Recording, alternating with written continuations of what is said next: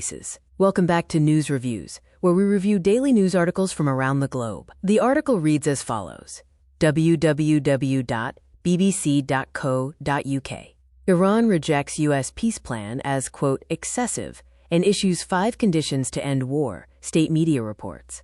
1. U.S. is wrapping up. Operation Epic Fury, House Speaker says, published at 15:15 Greenwich Mean Time.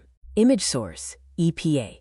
U.S. House of Representatives. Speaker Mike Johnson says the United States is wrapping up its war with Iran. I think we're wrapping up Operation Epic Fury. That's what I think. And I think it'll be done in short order, and that'll be right on schedule, Johnson tells U.S. media in Washington, D.C. His comments come after U.S. President Donald Trump said his administration was talking to the right people in Iran, who wanted to make a deal. Iran has since rejected a peace plan sent by the U.S., labeling it as excessive. 2. U.S. confirms paratroops on way to Middle East, published at 14:48 GMT. Bernd Debusman, Jr., reporting from the White House. After days of questions, the Pentagon has now officially confirmed the deployment of some ground troops to the region. In a statement to the BBC, a spokesperson said some elements of the 82nd Airborne Division headquarters, some division enablers, and the 1st Brigade Combat Team will be deploying to the Middle East. For security reasons, the spokesperson declined to give further details. The makeup of these units tells us a lot about what capabilities are being brought in for possible use in the conflict. Based in North Carolina, the 82nd Airborne is seen as one of the military's top conventional combat units, with some elements always ready to deploy anywhere in the world within 18 hours. These troops are trained to parachute or helicopter into a target area and seize it. In the case of Iran, they could give the U.S. an option to seize Karg Island or other key territory. The unit, however, is meant for mobility and lacks heavy equipment for sustained combat. The 1st Brigade Combat Team, or 1st BCT, is a New York-based part of the 10th Mountain Division and is fully equipped for sustained combat, or full-spectrum operations in military terms. 3. Iran responds negatively to U.S. proposal to end war. State media published at 14:42 Greenwich Mean Time. Gonche Habibizadeh, senior reporter, BBC Persian. Iran's state broadcaster Press TV says, quoting a senior political security official, that Iran has rejected a U.S. proposal aimed at ending the current war. Press TV hasn't named the official, nor their rank or title, but reports the official says, Iran will end the war when it decides to do so and when its own conditions are met. Iranian officials have repeatedly said they want a complete end to the war, not just a ceasefire. According to Press TV, the official outlined 5 conditions, including a complete halt to aggression and assassinations by the enemy, the establishment of concrete mechanisms to ensure that the war is not reimposed on the Islamic Republic, guaranteed and clearly defined payment of war damages and reparations, the conclusion of the war across all fronts and for all resistance groups involved throughout the region, international recognition and guarantees regarding Iran's sovereign right to exercise authority over the Strait of Hormuz. Press TV says Washington has been pursuing talks through various diplomatic channels, but Tehran sees the proposals as excessive. 4. White House adds previously unannounced briefing to schedule published at 14:25 Greenwich Mean Time. Jr. Bernd Debusman, reporting from the White House. Image source, Getty Images.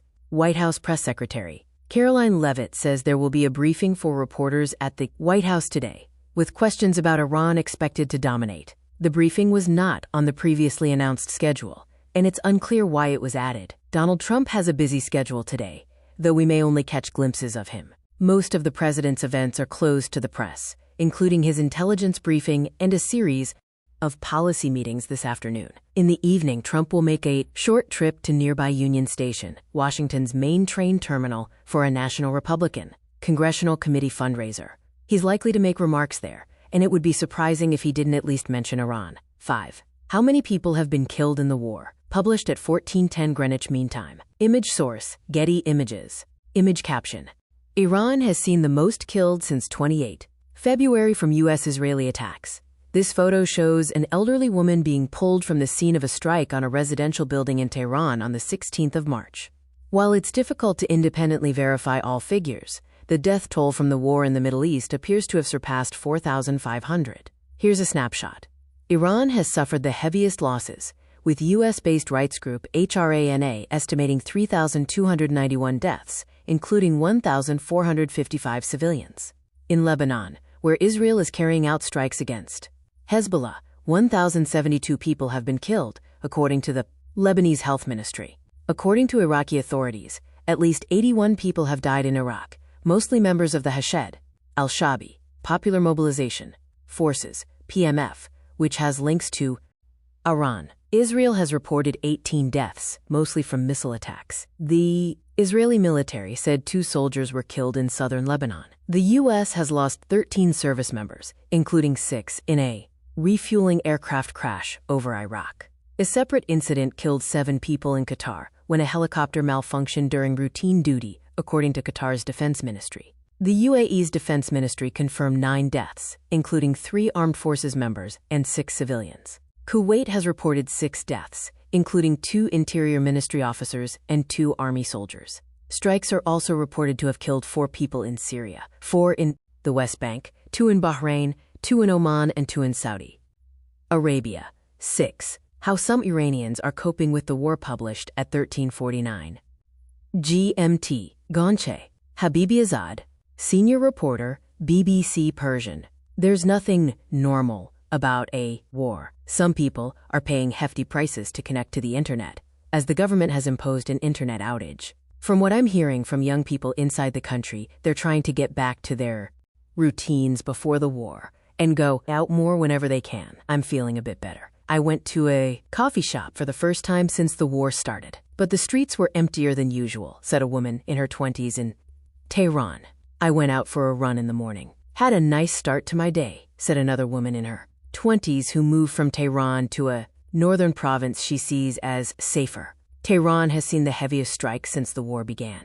Some are trying to visit relatives and friends during the current holiday period for Persian New Year. Another woman in her 20s who has moved out of Tehran said, I went to see them for a day or two. Well, it was good for a change at least, but I miss Tehran so much. Image source, Reuters. Image caption, people exercise at Partisan Park in Tehran during the U.S.-Israeli war with Iran 7.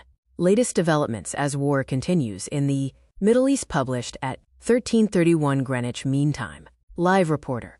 Imogen James.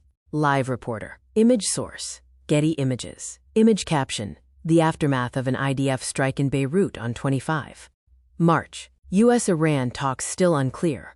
It's still not confirmed whether talks between the U.S. and Iran are happening. A spokesperson for Iran's Qatam Al-Anbiya Central Headquarters, the country's main military command, spoke about a self-proclaimed global superpower, saying, someone like us will never come to terms with someone like you. That contradicts a statement from U.S. President Donald Trump, who said on Tuesday that his administration was talking to the right people and Iran wants to make a deal. We haven't seen the 15-point plan which the U.S. says it has sent to Iran, but reports suggest it includes destruction of Iranian nuclear facilities and removal of sanctions.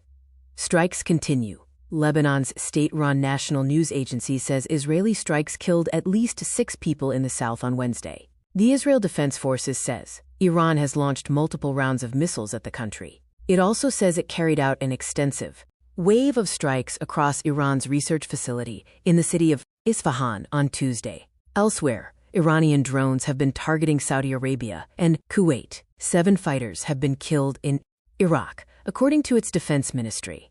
Blocking of Strait of Hormuz. In a message posted on X, external by its mission to the UN on Tuesday, Iran said non-hostile vessels would be allowed to pass through the Strait of Hormuz, provided they coordinate with the competent Iranian authorities.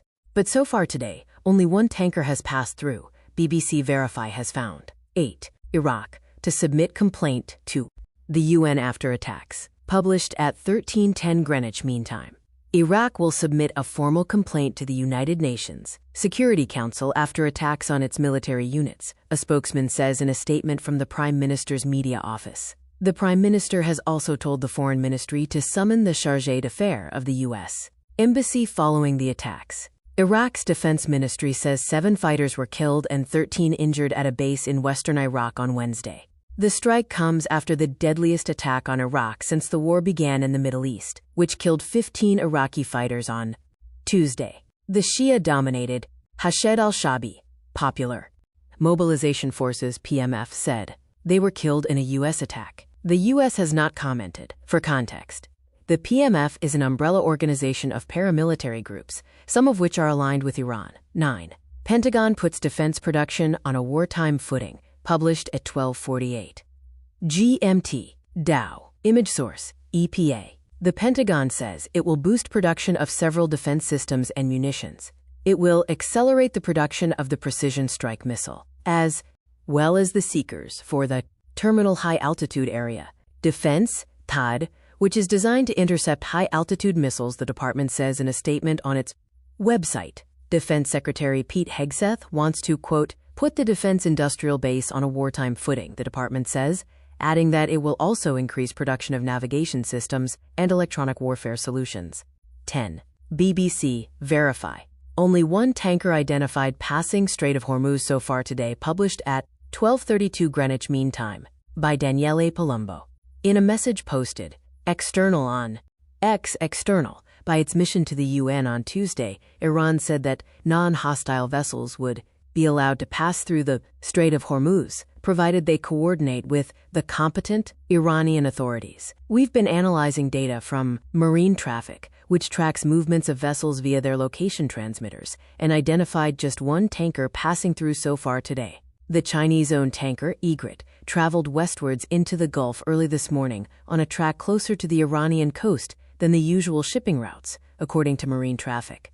Yesterday, 6 tankers passed through the strait, broadcasting their positions. 3 were Chinese-owned, 2 by Indian companies, and 1 registered to a Panamanian owner. The Iranian UN mission said vessels would be allowed passage, provided that they neither participate in nor support acts of aggression against Iran and fully comply with the declared safety and security regulations.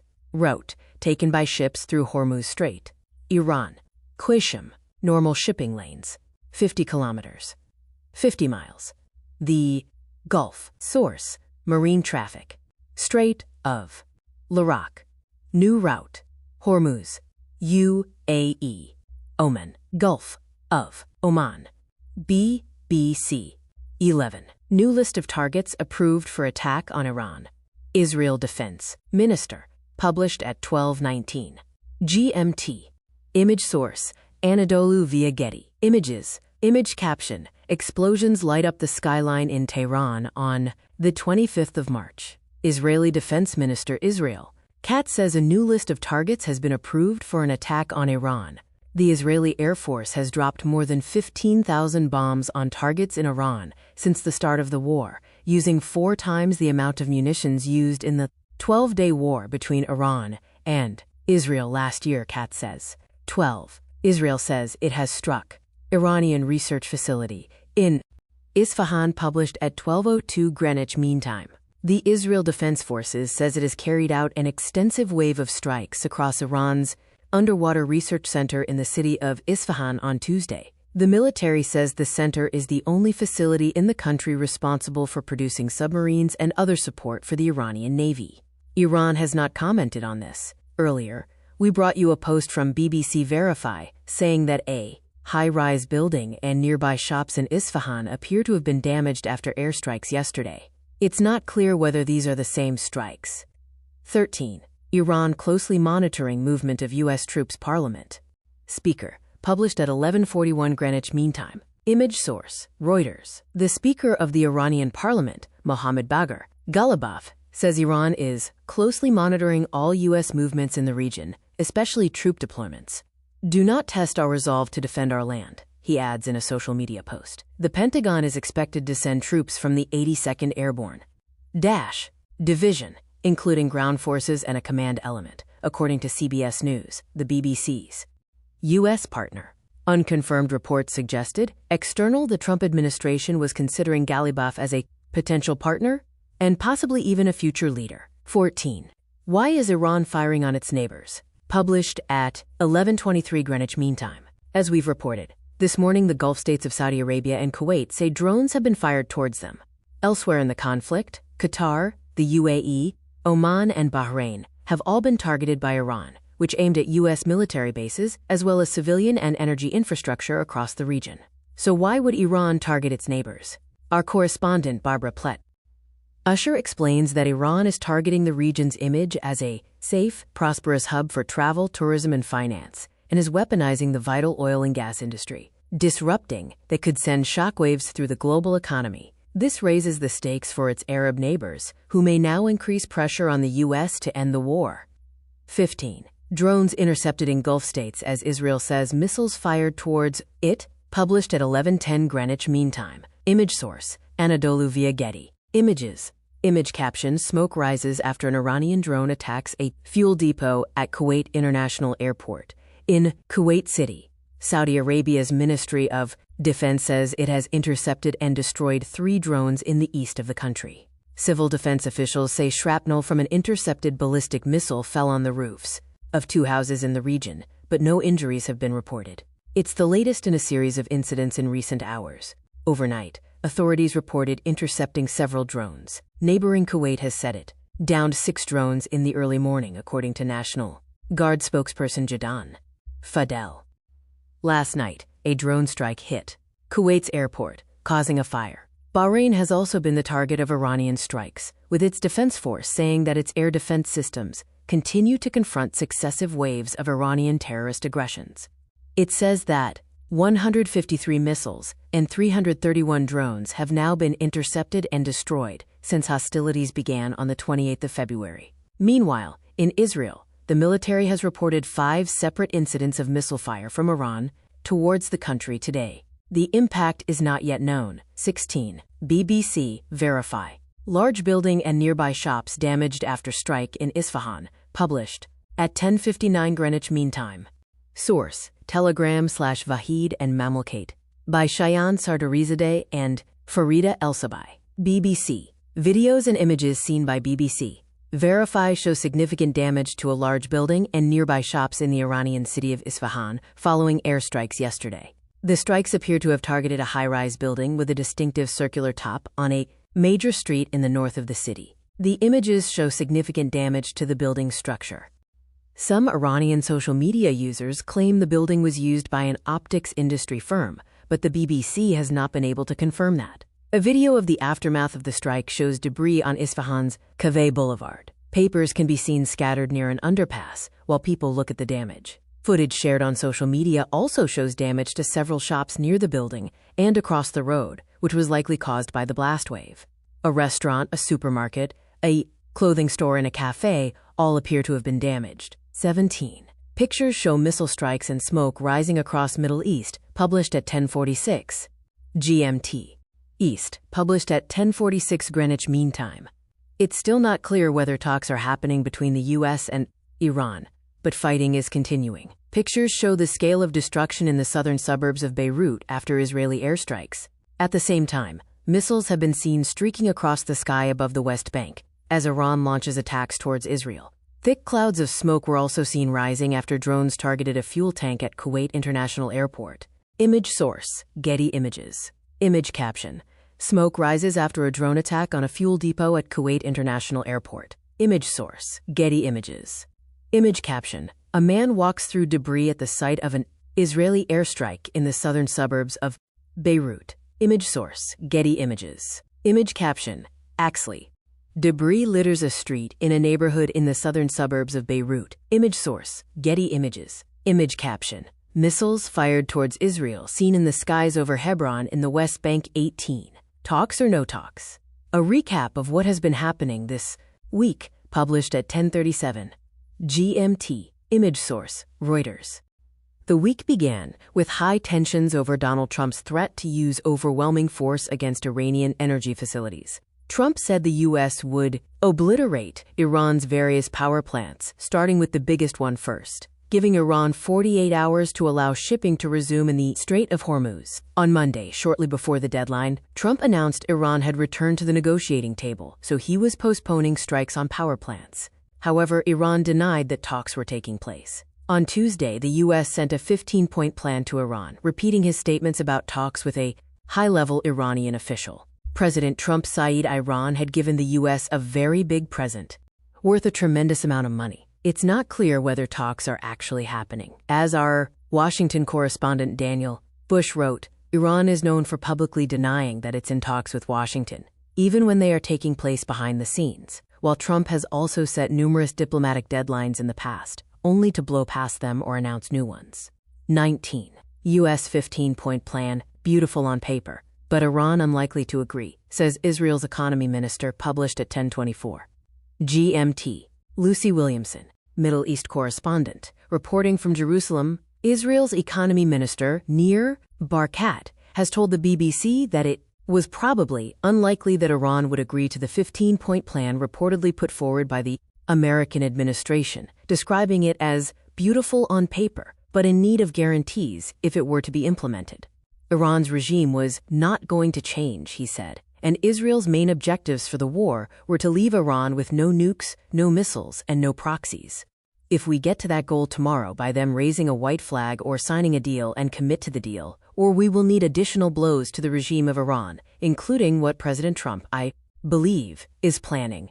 I trust that President Trump and Prime Minister Netanyahu are aligned on these goals, and we will accomplish them one way or the other, he said. On one hand, maybe Trump is opening up discussions, but he's also bringing troops to the region, and he's basically saying to the Iranian people that we mean business, he told me. I believe at the end of this round, we will accomplish the goals, with or without a deal. On the question of whether Israel and the U.S. were aligned on the 15-point plan itself, he said, let's leave it vague. Asked directly whether Israel was involved in drawing up the proposals, he looked down, raised his hands with half a smile, and remained silent. 20. Media caption. Israeli minister on whether they are aligned with U.S. on 15-point plan analysis. The more Trump says Iran is desperate for a deal, the less inclined Iran is to agree, published at 10:03 GMT. Frank Gardner, security correspondent in Doha. When one side, the U.S., says there are ongoing negotiations, and the other side, Iran, says no there are not, then who to believe? Here in Qatar, a country that has a close defense and security alliance with the U.S., and also until a month ago, a good working relationship with Iran, government officials have stressed they are not part of any ongoing search for a U.S.-Iran deal. Qatar hosts the largest U.S. base in the region at Al Udeid, just outside the capital Doha, but publicly argued against attacking Iran in the run-up to this war. We talk to the Americans every day, says Qatar Foreign Ministry spokesman Majid Al-Ansari, but our priorities are right now to protect and defend our territory. There are active diplomatic channels running between Washington and countries in the wider region, Turkey, Pakistan, and Egypt, which in turn can pass on messages to Iran. That is not the same as spokesman Majid Al-Ansari, but our priorities are right now to protect and defend our territory. There are active diplomatic channels running between Washington and countries in the wider region, Turkey, Pakistan, and Egypt, which in turn can pass on messages to Iran. That is not the same as negotiations. The continued existence of the Islamic Republic regime has emboldened its members and its demands. It now expects to retain more control over the vital Strait of Hormuz than it did before. But the more the White House tells the world that Iran is desperate for a deal, the less inclined Iran is to make one. End of article.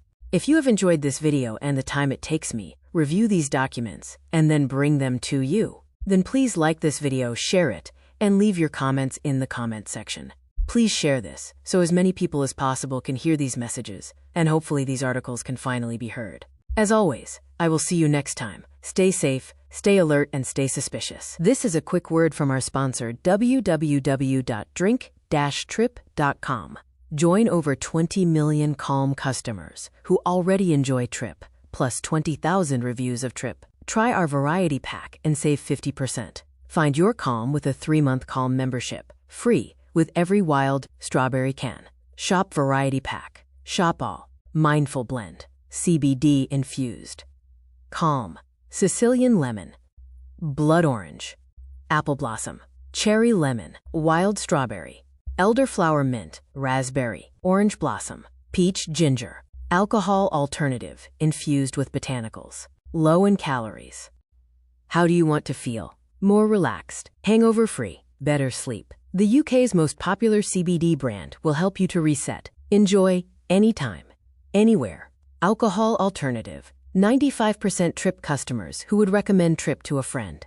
Discover your perfect trip. Take a moment for you. CBD oils. Meet the UK's best CBD oil, as voted by Grazia.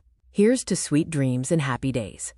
Shop now. Discover your perfect trip. Take a moment for you. Gummies. We've created a whole new range of juicy gummies. Infused with CBD, magnesium, ashwagandha, or lion's mane. Shop now. Use code CJReactsMedia for 10% off. Now back to the video.